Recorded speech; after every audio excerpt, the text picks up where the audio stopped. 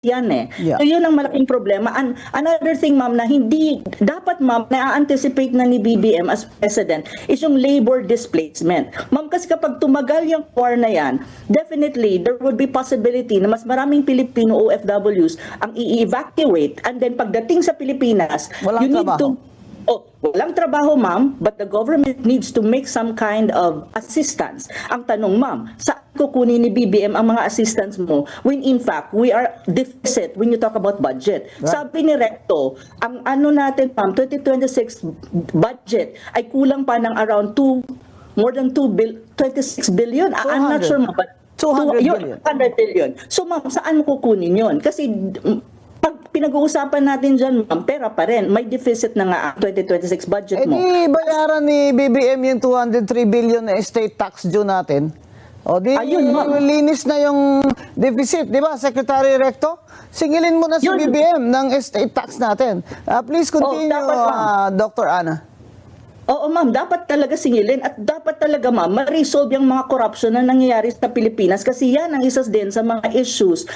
Ma'am, kasi another impact, ma'am, magsisegue tayo sa geopolitics in a matter of time. This is the economic side. Tapos, ma'am, just to continue, maritime trade pressure, magkakaroon din yan kasi maritime, ang Pilipinas is a maritime country. And then financial volatility, sabi ko nga, there will be a pressure on peso and then you need more peso to buy goods in the international market because of the prices of goods na tumataas. Ma'am, ang Pilipinas po ay hindi lang import dependent sa dollars. One thing that we have to remember, we import almost everything kasi ang agricultural sector Yes. natin, ma'am, hindi ganoon ka-effective or efficient or wala kang talagang productivity. Rice we import. Even salt, ma'am, we import. So paano yan? When there is a war, usually, ma'am, in international relation and in geopolitics, ang inuuna ng mga bansa is protektahan ang kanilang country. So ibig sabihin, lilimitahan nila, ma'am, yung pag-export nila ng goods kasi they need to have self-sufficiency. So that will start also in a matter of time kapag itong war sa Middle East is lalo pang mag-escalate at magkaroon ng spillover effect. So that is also another problem ng Pilipinas na dapat ngayon pa lang, ma'am, yung ating mga so-called leaders, pinag-uusapan na ito, meeting na mitigation, ano yung plan na hindi alam ng mga Pilipino kasi busy sila, ma'am, sa impeachment ni Sara Duterte. That's which correct. is crazy. Crazy talaga, ma'am. And then investment climate. This is the one na mag-shift ako, ma'am, with the issue naman, ma'am, ng EDCA. Kasi investment, ma'am, based on our data na actually, ma'am, nagsulat ako dito, ang investment sa Pilipinas, one of the problem of the Philippine economy at the moment is yung tinatawag natin, ma'am, na confidence ng investors. This is actually both the foreign investor at saka local investor. So ngayon, bumaba po ng 5.7% in real terms sa fourth quarter ng 2025 ang investment sa Pilipinas kasi nga walang confidence ang mga foreign and local investors precisely because of corruption. unang-una mataas po ang index ng corruption sa Pilipinas and it is known across the world. Akala kasi ni BBM at ng mga officials niya hindi alam ng mundo. Alam po ng mundo kung ano nangyari sa Pilipinas. So that's one thing. Now, in connection to the Iran crisis, Middle East crisis at the moment po, ma'am, kung titingnan natin, if you look at geopolitics po, lahat ng binobomba din ng Iran is not just Israel. It's bombing also what you call allied countries of the United States. And if you look at the allied countries, ang binobomba nila, US facilities, military bases, at saka any facilities that is connected to Israel and even the United States, especially military. Now, ang sitwasyon na to, the Philippines and Filipino people dapat mag-isip. Kasi bakit po? May EDCA sites. How EDCA sites? Ang EDCA sites po, kahit ano pang sabihin ng National Security Council at ni Gibo at saka ng mga military na EDCA sites are not US military bases, ma'am. It is a US military bases. First and foremost, why? Ma'am, first, rotation of US troops on the ground. It's obvious. Andyan ang BFA mo. Saan ba sila nakastation? Alam ka na naman, ma'am, nagliliwaliw sila sa BGC and Makati. Of course, they are stationed in different EDCA sites. Second is prepositioning of US military equipment, assets, and supplies. And these are not just low level. Ma'am, the United States deployed Typhoon missile system, and now they said that they will deploy mid-range missile system. That is not okay. As far as the Philippines is concerned, if you look a parallel situation right now in the Gulf state allied by the United States. The other one, ma'am, is build up facilities, a new site for military logistic and operation. How it is connected to the so-called perception of confidence in the Philippine economy and the Philippines as an investment hub, quote-unquote. Ma'am, hindi mag-i-invest sa Pilipinas, aside from corruption, hindi mag-i-invest ang seryosong investor, especially foreign investors, sa Pilipinas kung nakikita nila that the Philippines is a frontline state ng United States. It's vulnerable to military attack. Vulnerable ka kasi, ma'am. At ako, halimbawa, ako ang investor, titignan ko, may corruption na nga kayo, red tape na nga kayo, mayroon pa frontline state pa kayo. So, baka naman magka-problema ako sa aking investment at business ko dyan. Kung dyan And ako logistics. And logistics, yes, ma'am. So, kung titignan mo, ma'am, yung nangyayari sa Middle East should be an eye-opening sa mga Pilipino na kailangan natin maintindihan na yung in geopolitics, yung tinatawag mong EDCA sites, they should not cover it up na hindi yan EDCA sites, hindi yan US military bases. We have to see it for what it is. Kasi ma'am, mag-impact yan geopolitically speaking sa atin and at the same time economy-wise, especially when you talk about confidence in investing in the Philippines. On the other hand, ma'am, kahit balik rin natin ang mundo, ma'am, given that EDCA sites are in the Philippines, ang tingin talaga sa Pilipinas ng lahat, China, Russia, all major powers, is like this. We are part of the so-called strategic and military architecture of the Philippines, of the United States globally. So when you talk about this, it means the perceived adversary or quote-unquote adversaries of the United States, tinitignan din ang Pilipinas. Why?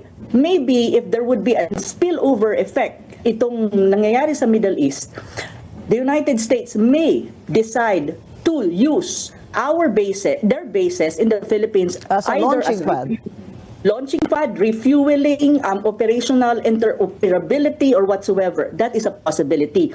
Kasi ma'am, ngayon, kung makikita mo, even in Japan, ang mga officials ng Japan, nagmi-meeting na sila and they're questioning already why the Japanese government is on the side of the United States saying they support the war a war against Iran by the United States. So, may mga ganitong usapan na. And then, ito yung mga bagay na I think maintindihan ng Pilipino na kung saan itong BBM government, ma'am, is tinatry pa nilang i-smoke screen lahat.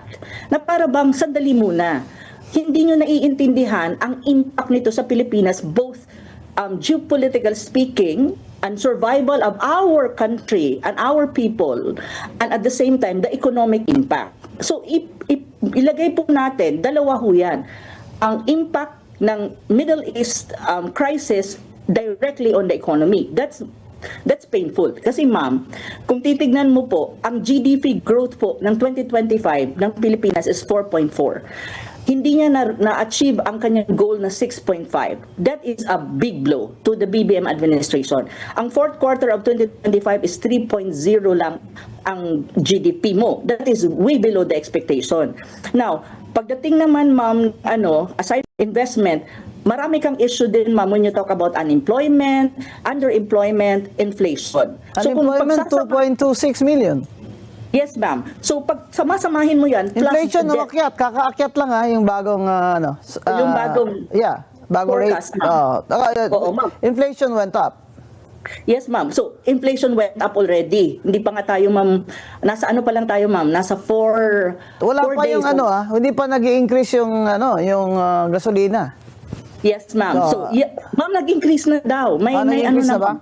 Oo, Yeah. nag-increase na po. Oo, yan. Tapos ma'am, take note, our national debt is 17.7 trillion and then 63.2% debt to GDP ratio, which is beyond the threshold already. Because in a country, pag lumampas ka ng 60% debt to GDP ratio, it's already a signal. Parang, ops, red light na yan, mag-ingat ka na. So may ganun din. So kung sumahin mo ma'am, the Philippines really is in a very dire situation.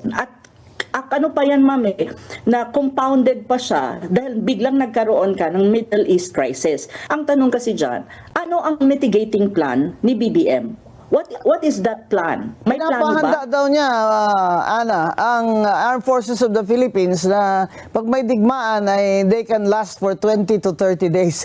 Ewan ko kung anong klaseng reason that I suppose BBM expects a man-to-man war on land. But, you know, the war now, it's a missile attack. Yes, ma'am. I don't understand why the military had this is their frontline speech, di ba? Na we are ready for a war. No, we want to know what BBM has a plan. If he has a plan, na paano po tama economic mitigation dahil sa problemang nagdangdigmaang ito. Ang isa pang tinatanong, Ma'am Ana, is yung oil reserve daw ng Pilipinas, sabi ni BBM, ay good for 60 days. Anong masasabi nyo dyan? Ay, yun na nga, nagkakaano din eh. Kasi nung una kong nabasa, ma'am, sabi niya, good for 60 days. At yung iba naman na reports, ang sinasabi, good for 30 days. So sabi ko, ano ba talaga? Mayroon ba sila talagang figure na it's good for 30 days, 60 days? Pero to be very honest po, it doesn't really matter at the moment. Kasi, okay, you have oil reserve, but even then, the prices of oil will already go up. Yun yung immediate eh. How you gonna buffer the rise oil prices? At Which saan ka eventually, bibili? Ma'am Ana, Yun din, ma'am. saan siya bibili? Mahirap yan, ma'am. Kasi kung bibili ka with everything that is closed in the Middle East right now, yung air mo... O saan si BBM bibili ng oil? Ang ng alternative lang gasolina? natin, ma'am, ang alternative natin, to be frank with you, kung may pera tayo, which is yun ang problema, is either you buy it from the United States, which is malayo, that would be costly, or you buy it from Africa, like for countries like Algeria and Nigeria. Ma'am, my God, ang layo nun. Oo, At saka ang pero problema iikot dyan, sila. ma'am, iikot sila, ma'am. Yes. Hindi pa, ang problema dyan, ma'am, kasi iikot ka, may insurance yan, ibabayaran mo yan, may freight cost yan. So mataas pa rin. Ang So tanong, China lang ang may supply kasi siya lang padadaanin sa Strait of Hormuz. yes, and Hindi Russia. naman bibili si BBM sa China. Ayun ang problema niya kasi wala tayo, hindi maganda ang relationship natin with China at the moment. At saka, with the new announcement of the United States saying na they will deploy more mid-range missile systems sa Pilipinas, that is a no-no to China. As far as China is concerned, they oppose this. They've been opposing, ma'am, yung Typhoon missile system deployed already in the northern Luzon. Kaya nagiinit ang ulo ng China dyan. Kasi malapit yan sa Taiwan. Right. And we know that Taiwan is the soft belly and actually there are two soft bellies, ma'am, ng China. That is the South China Sea, pero hindi pa ako nangangamba dyan masyado, ma'am, though very critical yan, and it's a spot for any kind of military conflict. However, maraming players dyan, ma'am. Andyan naman yung Malaysia, andyan din yung Vietnam. So hindi ganoon ka, kumbaga, to have a military escalation, medyo mas lower ang ang possibility. Ang mahirap, ma'am, itong Taiwan part, which is ang deployment, ma'am, ng mga assets ng Amerika is actually nandun sa area na yon. Kasi Batanes is not declared as an EDCA site. But actually, if you really look at Batanes, ma'am, it is an EDCA site. It's very near China. Yeah, very near Taiwan. And also Taiwan, Taiwan po. So, ang Taiwan is part of China. So, in a way, ma'am, may ganun talaga na dynamic. So, kaya maganda itong programa natin, ma'am, ngayong araw na to para maintindihan ng ating mga kababayan na ang problema ng Pilipinas dahil sa BBM government na yan is multi-level. Yes. Mayroon kang economic, mayroon kang international relation, you have a problem with your largest trading partner, which is China, both import and export, kasi sila talaga ang largest trading partner. Supposedly, China is one of our number 5, number 3 investors sa Pilipinas. Investor confidence is very, very low because ang Very BBM weak, ma'am. administration massive corruption is very, very high. And Yes. our problem now is not just that we have a limited supply of oil and we will suffer from the increase in prices and our economy will suffer, but that BBM now, if it lasts more than 30 days, might not be able to buy oil nearby. So it's still going to cost the Philippines more. Yung ano kasi no, yung kahinaan yung at saka yung kalibre ng pag-iisip nila is talagang mababa, no? Kasi kung gagawin nila 'yan at gagawin talaga nila 'yan, no? Noon pa naman nila ginagawa 'yan, no, na halatang-halata naman na kaya sila nandyan ay para pagtakpan si Marcos. Biro mo, hindi nila matawag si Martin Romualdez, si Adrian Bersamin, si Lucas Bersamin, si Amena Pangandaman, 'di ba? So, Tama. they're not there to ferret out the truth, 'di ba? Nandyan sila para pagtakpan si Marcos, no? So, yung institutional damage na ginagawa nitong dalawang payasong ito, si Tito Sotto at saka si Ping Lacson, the consequences sila naman ang magbe-bear niyan, no? Hindi mo naman sila mapigilan, no? Kasi nga implicated sila, Implicated talaga sila. Lalo pa ngayon, no? Lumabas diyan ngayon, no? Yung dokumento. Even before hindi pa lumalabas, no? Pinagtatakpan na nila si Marcos. Yung sarili pa nilang mga leeg ang nandyan ngayon. Talagang they will do what they need to do because that's their character, no? Wala silang kahihiyan, wala silang prinsipyo, walang integridad yung mga yan. But they will suffer the consequences kasi hindi mo naman mapigilan, Hindi mo sila mapigilan talaga, no? So, yan yung mangyayari ngayon, no? Eric, may tatanong ako, no? Just briefly. Sige, ma'am. Go ahead, ma'am. Before we wrap up, no?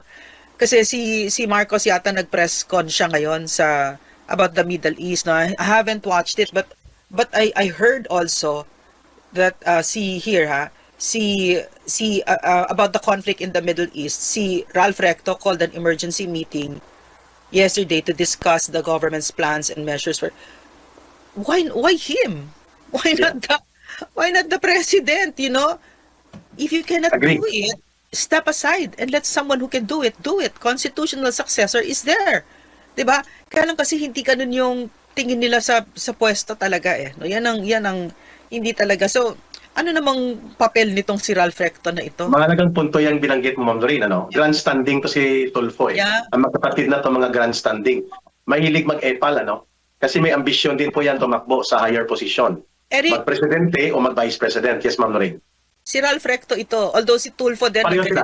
Pareho may ambisyon. Pareho may ambisyon. Yeah. Si Erwin Vindaloo Tulfo, kinuha talaga nila kay Senator Amy Marcos, ang Foreign Relations Committee chairperson, na level na position dahil gusto nilang tanggalan ng access si Senator Amy Marcos sa pag-imbestiga sa ICC at sa iba pang hakbang na mayroon pong pangingialam at pangingimasok ang mga dayuhang entities like the ICC. So, minaniobra yan. Si Rafi Tulfo, mga kababayan, wala po siyang karapatan na pangunahan ang presidente. Pero dahil nga, kagaya ng nangyari, yan sa kaguluhan ng kanilang pangbabastos sa pamunuan ng gobyerno ng China, pati ang diplomatic mission ng China, binabastos, binabraso at pinapakitaan ng kahambugan ni Ralph Recto, ni Erwin Tulfo, nila Tito Sotto at nila Risa Hontiveros. Dahil hindi naninindigan si Marcos na gampanan ng kanyang tungkulin bilang Chief Architect of Foreign Policy and Foreign Relations. Kaya pumapapel ito mga senador na wala namang papel dapat, except for legislative oversight. Pangalawa, sa tanong ni Ma'am Doreen, ano ba ang papel at purpose ni Ralph Recto, ni Rafi Tulfo, na siya ang papapil dito sa emergency crisis response? Dahil pareho lang din po sa nangyari sa China na mga pangbubuli nila, pangaharas sa diplomatic leaders and representatives ng China sa Pilipinas, si Marcos ay walang alam, very incompetent. Walang alam paano ikumpas ang crisis response, emergency plan, sa kalagayan po na mahigit or close to 2 million na mga manggagawang Pilipino at mga kababayan natin na nabubuhay sa Middle East alone. At hindi alam kung ano ang gagawin ni Marcos pagkaroon po ng isang linggo na sisirit ang presyo ng pandaigdigang presyo ng langis at ang supply ng ating mga crudo at petroleum products ay kikipot at ninipis. Saan tayo kukuha? anong gagawin natin ng supply at presyo na talaga namang sasambulat. Kaya itong si Rapi Tulfo pumapasok sa pagpapel bagamat wala siyang otoridad dahil palpak at walang alam ang gobyerno ni Marcos paano mamuno at anong gagawin. Ito dapat ay pamunuan to ng gobyerno. Nakita ko kanina, before we got on board ni Ma'am Lorraine sa Bigwas ng Agila, yung crisis sa Middle East at pagsabog ng issue ng pagkakaroon ng pandemya, si Pangulong Duterte ang nagpe-preside. All agencies ng gobyerno at representative ng Congress at Senate na magkaroon ng expanded government response, ang presidente po ang nangunguna. Anong gagawin at may mga plano na. Hindi po siya nagkakamot ng ulo, kagaya po ng ginagawa ni Marcos. Kaya pumapapil ang mga epal at grandstanding kagaya ni Rapi Tulfo. Ma'am Lorraine. The reason that it's the president, no, President Duterte was the one presiding over the Middle East na conflict is to signal the gravity of the situation and that the government is taking cognizance of it, and it is at this level, the presidential level, no less, that's going to be on top of this, which means that an entire government machinery is there para saluhin ang mga kababayan nating OFWs. And what that translates to is the peace of mind of the Filipino people na meron kayong gobyerno na inaalagaan kayo. Hindi katulad nito ito ngayon, ang unang naglabas ng statement dyan tungkol sa Middle East na yan ay ang PNP. PNP. Ano naman ang business ng PNP dito? Ang labo, 'di ba? Hindi pa nga walang statement sa Foreign Affairs, wala, no? Tapos nung in-interview si Claire Castro, ang tinanong sa kanya, ano ba ang plano ng president dito sa Middle East conflict? What she invoked was, alam niyo naman, motherhood statements, alam niyo naman ang president, ang hinahabol lang niya ay rule of law. Rule of law sa Middle East. Anong pinagsasabi niya, 'di ba? Kaya ako naiinsulto sobra dito sa pambababa. Sa tingin ko kasi, a spokesperson like Claire Castro is a very clear sign of Bongbong Marcos' disrespect towards the Filipino people, na ganyan kabasura ang pinapaharap ninyo sa Pilipino araw-araw na ginawa ng Diyos, di ba? Ganyan kababoy, ganyan kababaw ang tingin ng Bongbong Marcos sa Pilipino, na ang spokesperson niya ay si Claire Castro. Napakabastos ng presidente ito. Oo, totoo. Kasi nasa communications kami. Alam mo, Eric, mga kababayan, no, nakita ko kasi isang comment, no, napakalayo ng PCOO ngayon doon sa nung panahon ni Pierre. Of course, napakalayo. Talaga. Unang-una sa lahat, alam mo, despite all those criticisms, no, kasi yung mga nagki-criticize na yan, out of ignorance naman, hindi nila alam. Pero si Secretary Martin, meron kaming sariling build. Kasi nung dumating kami sa communications, yung mga upuan dyan, yung mga monoblock, tsaka yung lahat analog. Pero alam mo, pag alis namin, nag-analog switch off kami, tapos talagang nag-build. I mean, the infrastructures talaga were there. Napunta yung pera doon, hindi kami nagnakaw. Kasi nga sa buong akala namin, ito na yung signal na aandar na ang Pilipinas. Meron pa kaming manual of operations na we labored towards talaga para pag pumalit na yung susunod, we would turn it over and they would hit the ground running. Itutuloy lang nila, no? Kasi talagang